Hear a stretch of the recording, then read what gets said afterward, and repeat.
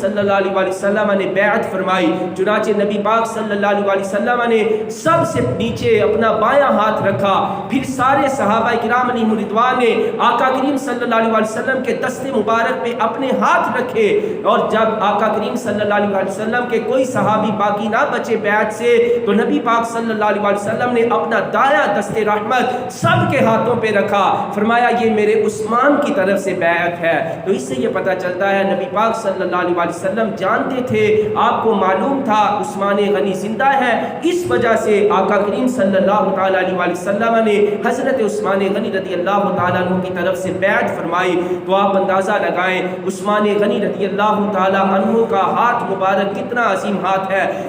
جس ہاتھ کو رسول اللہ صلی اللہ علیہ وسلم فرما رہے ہیں اپنے دست رحمت کو کہ یہ میرا ہاتھ عثمان غنی رضی اللہ تعالیٰ عنہ کی بیعت کے لیے ہے، اور اللہ نبی پاک صلی اللہ علیہ وسلم کے دست مبارک کے متعلق ارشاد فرماتا ہے ید اللہ فوق ایدیہم، ان تمام کے ہاتھوں پر، صحابہ کرام کے ہاتھوں پر اللہ کا دست قدرت تھا، اللہ کا مبارک ہاتھ تھا۔ یہ آیت متشابہات میں سے ہے۔ متشابہات کا مطلب یہ ہے کہ اللہ جسم، جسمانیات، ان تمام مکان اور مکانیات سے پاک ہے۔ اگر اللہ نے ایسے الفاظ ذکر فرمائے جو کسی جسم کے متشابہ ہوں، جن کا معنی ہاتھ ہو، آنکھیں ہوں، زبان ہو، کان ہو، تو ان سے مراد یہ ہے کہ اس کی مراد اللہ اور اس کے رسول بہتر جانتے ہیں، ہم اس پر ایمان رکھتے ہیں۔ ید اللہ سے مراد اللہ کی قدرت ہے، اللہ کی تائید اور نصرت ہے کہ اللہ کی نصرت میرے نبی کریم صلی اللہ علیہ وسلم کے صحابہ کرام کو حاصل ہے۔ چنانچہ آقا کریم صلی اللہ علیہ وسلم نے بیعت فرمائی اور نبی کریم علیہ الصلوۃ والسلام کو اپنے عثمان غنی رضی اللہ تعالیٰ عنہ سے بے کتنا ناز تھا، کتنی محبت تھی، کتنا مقام تھا بارگاہ رسول میں عثمان غنی کا۔ حضرت ام المومنین سیدتنا عائشہ صدیقہ عتیقہ عفیفہ رضی اللہ تعالی عنہا آپ روایت فرماتی ہے کہ ایک دفعہ آقا کریم صلی اللہ علیہ وسلم گھر میں موجود تھے، تو اتنے میں دروازے پہ دستک ہوئی، تو دروازہ کھولا گیا تو حضرت ابوبکر صدیق رضی اللہ تعالیٰ عنہ دروازے پہ موجود تھے۔ چنانچہ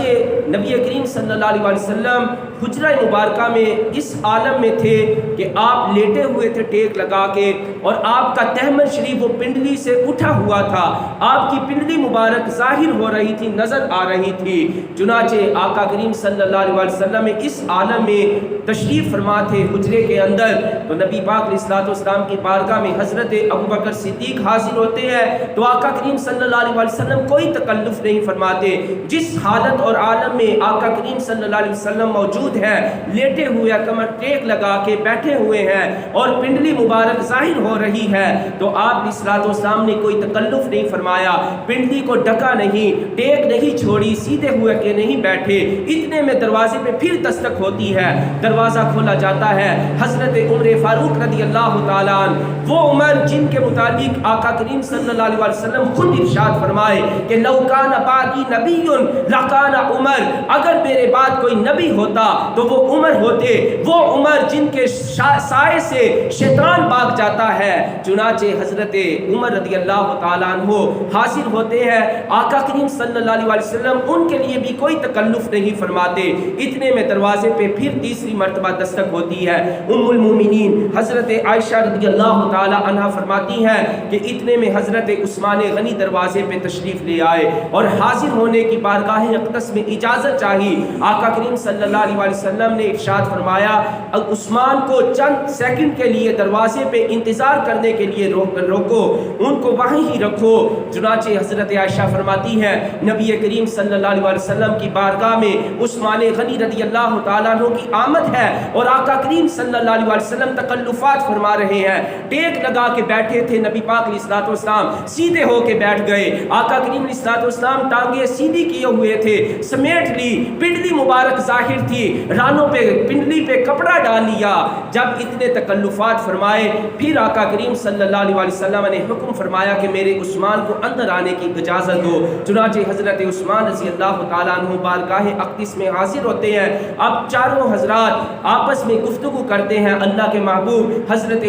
ابوبکر صدیق، حضرت عمر فاروق اور حضرت عثمان غنی رضی اللہ تعالیٰ عنہ، جب تینوں حضرات حضرت ابوبکر، حضرت عمر اور حضرت عثمان غنی رضی اللہ تعالی عنہم اجمعین اٹھ کے چلے جاتے ہیں۔ ام المومنین سیدتنا عائشہ صدیقہ کہتی ہیں میں نے عرض کیا یا رسول اللہ صلی اللہ علیہ وسلم میرے والد گرامی ابو بکر آئے، آپ نے کوئی تکلف نہیں فرمایا، اہتمام نہیں فرمایا، آپ سیدھے نہیں ہوئے، ٹیک نہیں چھوڑی، آپ نے پنڈلی مبارک پہ کپڑا نہیں ڈالا، حضرت عمر فاروق رضی اللہ تعالیٰ عنہ حاضر ہوئے، آپ نے کوئی اہتمام نہیں فرمایا، لیکن عثمان غنی جیسے ہی حاضر ہوئے تو آپ نے اتنا اہتمام کیوں کر فرمایا؟ تو آقا کریم صلی اللہ علیہ وسلم نے ارشاد فرمایا یا عائشہ الا استحیی تستحیی منہ الملائکہ، اے عائشہ کیا میں اس ہستی سے حیا نہ کروں جس سے اللہ کے فرشتے بھی حیا فرماتے ہیں؟ چنانچہ عثمان غنی رضی اللہ تعالیٰ عنہ کے شرم و حیا کا یہ عالم ہے